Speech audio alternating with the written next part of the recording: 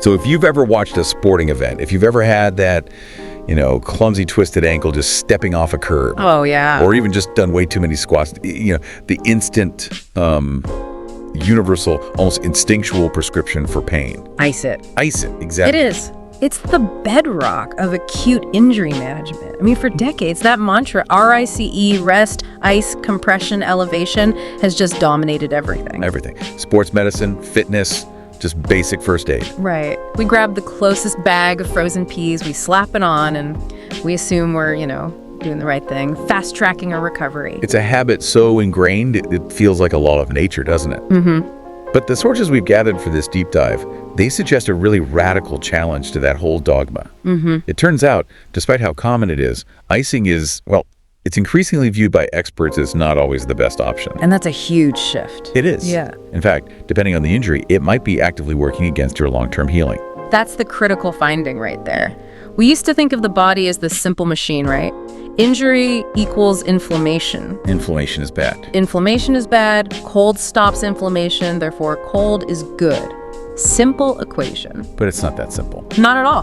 The emerging research shows that the effects of icing are far more complex. So our mission today is really to break down this evidence, to understand what ice is actually doing at a cellular level. And figure out when it helps, and maybe more importantly, when we should just leave that ice pack in the freezer. Exactly. Okay, let's unpack this. To really get the controversy, we have to start with the basics, the mechanism.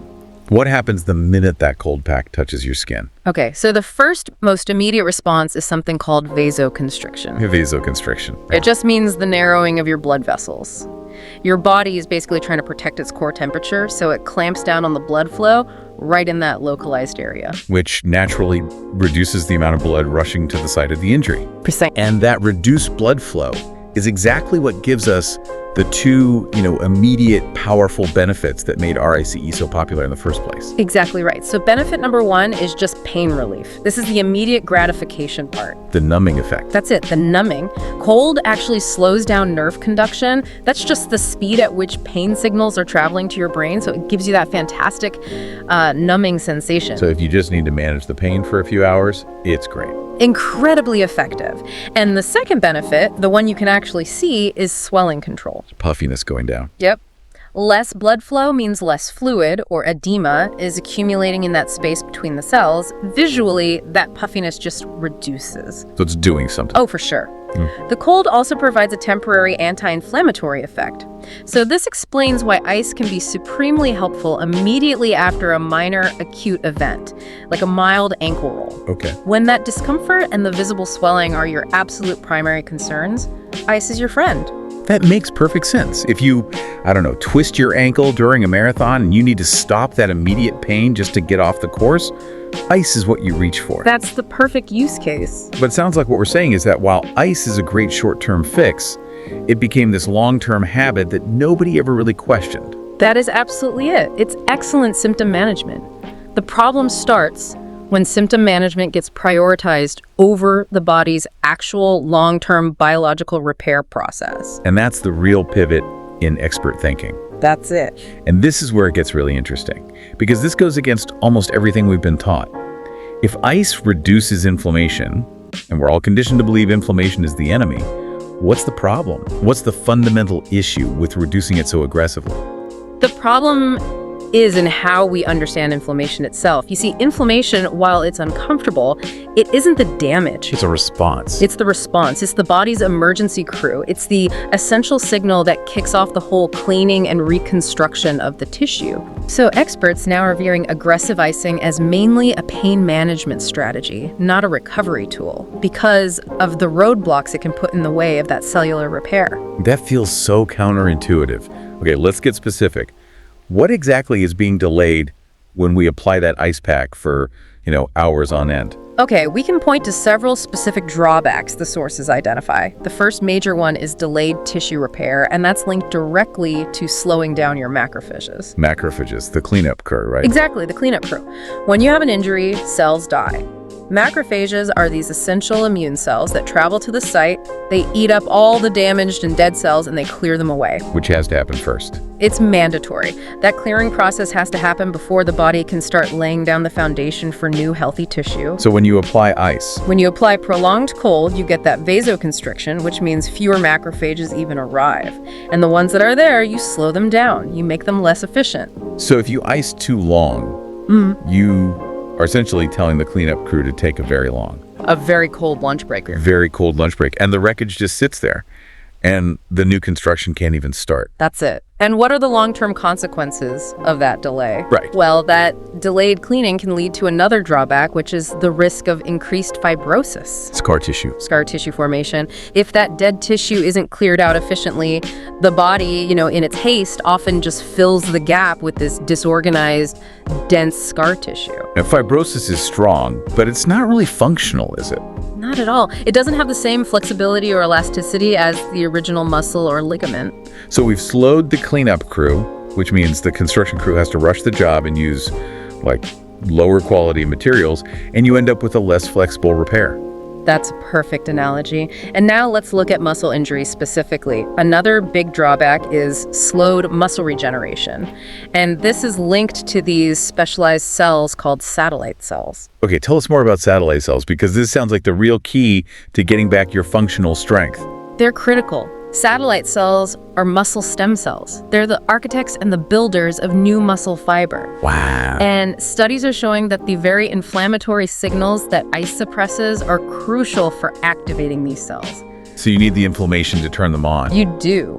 Prolonged icing may impair that satellite cell activation. They just don't get the signal to start rebuilding and fusing into new fibers. So if you stunt that activation, the whole muscle rebuilding process just slows way down. Significantly. And it could lead to a weaker recovery overall. That's a huge molecular cost for just some short-term pain relief. We might be healing the injury, but we're taking longer and maybe not even getting back to 100% functional strength. Which is the whole goal for active people. Right. And this problem is even worse in deep tissue injuries, say a grade 2 or 3 muscle tear or a ligament injury that's deep under the skin. Why are those large, deep injuries particularly sensitive to icing?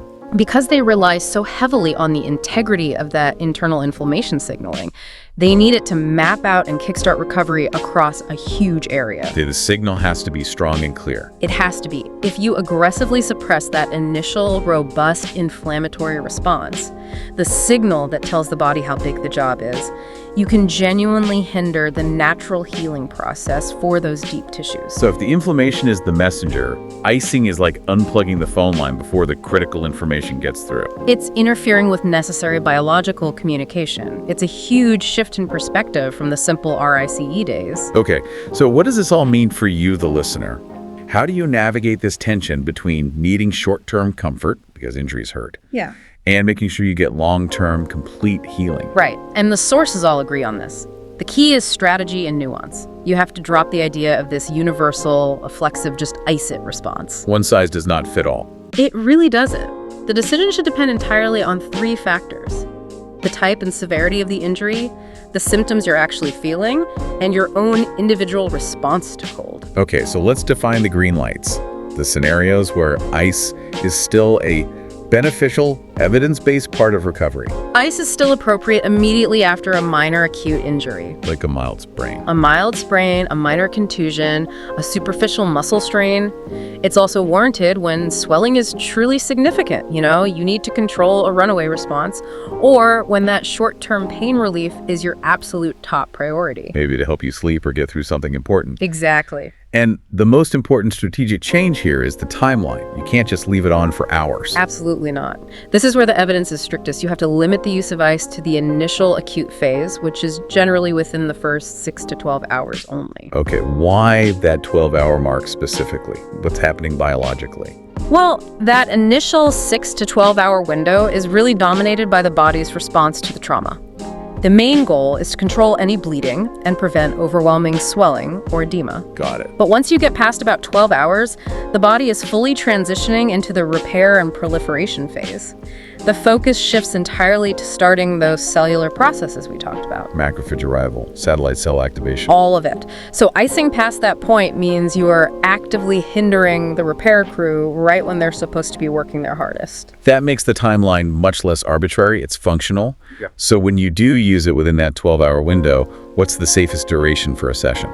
You want to limit sessions to 10 to 20 minutes max, and always take breaks in between. And why is that?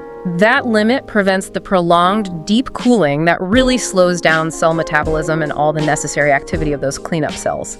Short bursts maximize the pain numbing while minimizing the hit to the deep healing mechanisms. Okay, now for the red flags. When should you definitely skip the ice, or at least be very cautious about using it? You should avoid it or be cautious if you suspect a large muscle tear or any confirmed deep tissue injury. We already established that. Right, because of the signaling. Exactly. And crucially, ice is generally not beneficial for chronic injuries. Right. With chronic injuries like tendonitis or just persistent soreness, the body's already way past that initial inflammation phase. Yeah. The goal there is to encourage blood flow and remodeling, isn't it? Precisely. For chronic issues, you actually want warmth and movement to encourage circulation and tissue turnover. Applying cold to a chronic injury is just counterproductive. You're deliberately reducing the circulation you need for that long-term recovery. It sounds like the entire shift is toward listening to the injury itself, to the injury type, rather than just applying a blanket rule. That's it. The advice has moved from a dogma to a highly strategic tool. And the ultimate expert recommendation is still this. If you are in any doubt about the severity, or if you're dealing with more than a minor tweak, See a professional. see a professional. A qualified clinician, a physical therapist, a sports physician. They can create an evidence-based plan that's tailored to your specific recovery goals. This deep dive has completely reframed how we should think about this. Yeah. I mean, the simple act of icing has gone from a universal fix to a very targeted pain management tool. Useful only in a very narrow, very early window. Yeah. And that strategic shift, it highlights one of the most fascinating tensions in our own biology. We're taught that inflammation is the enemy, right? Because it brings pain and swelling. The bad stuff. The bad stuff.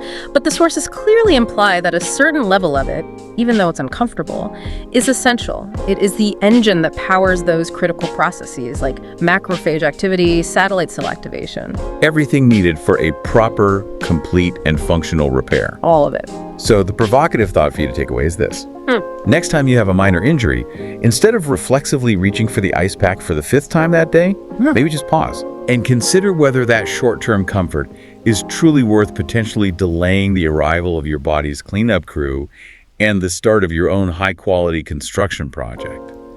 Is that short-lived discomfort maybe just a necessary byproduct of a faster, more complete healing process? It's definitely a new way to observe your body's response. Thank you for taking this deep dive into the surprisingly complex science of injury recovery with us.